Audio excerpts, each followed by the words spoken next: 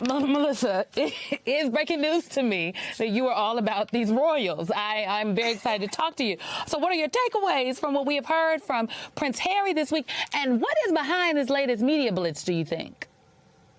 Well, the latest media blitz is obviously because of his forthcoming book, Spare, which will be coming out on January 10th, formally, although it's been leaked at various parts of Europe. So there are bits that are trickling out here and there, but I don't think anyone really has the full book, other than those in the press who have managed to leak it thus far. But that's the media blitz. But yes, this is a royal mess, as it were. Oh, so Marcus Ryder, who is the director of the Media Diversity Center at Birmingham City University in the UK, points out, quote, British media is disproportionately white, and that shapes the way stories are framed. Now, some of this framing included describing Markle as a gangster royalty from a crime-ridden neighborhood. Let's talk about how race plays into the media coverage of Meghan Markle. And I frankly believe that the lack of diversity in newsrooms is to blame, but what say you? Well, I think that is definitely part of it. The fact that the newsrooms in Great Britain are so homogenous is definitely part of the issue. We saw when she immediately came on the scene, she was straight out of Compton. Harry's girl is from a gang-scarred area of Los Angeles. So it wasn't actually true, but that's the way that they framed it. But the main issue was that she was different. She was a mixed biracial American. She was an actress. She had formerly been divorced. And she was not what they were used to. And as some Britons have said, she's not the English Rose that they imagined for their ginger prince. So she was wrong in all kinds of ways. And again, this happened right on the heels of Brexit, when the British public was really wrestling with this question of who they were as a people, what their national identity was, and what they would do about those who are not necessarily British in their midst.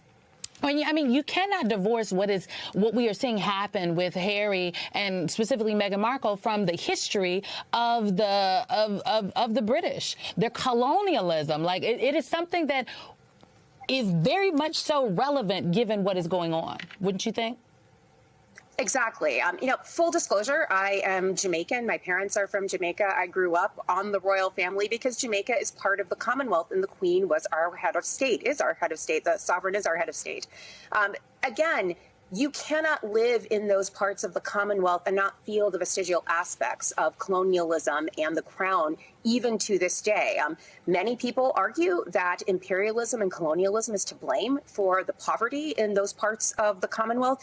And here was a woman who could identify with many of the citizens of those Commonwealth realms. She was biracial, she looked like them, and her sensibilities were very much in touch with some of the issues that are facing those countries right now. She was the perfect ambassador to bring the crown to this new generation of the Commonwealth. And it was a missed opportunity. It was a missed opportunity. Very much so. You know, around the same time that Harry and Meghan released their docuseries on Netflix, American rapper Meg Thee Stallion was battling her own share of attacks from the press right here at home and the public.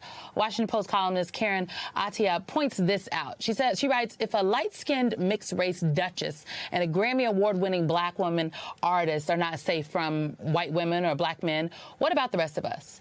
The two Megans offer high-profile proof of the multitudes of violence against black women, that time after time in a world determined to break us, our survival is nothing short of miraculous.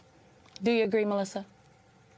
Well, that is a whole word, but I think that is exactly right. From Meghan the Duchess to Meghan Thee Stallion, we've heard time and again that black women are the mules of the world. And again, this kind of misogynoir that we've seen with regard to the Duchess of Sussex, which we saw with Meghan Thee Stallion, this is endemic in our society. And again, these very high-profile episodes help call attention to it, but do not necessarily eradicate it.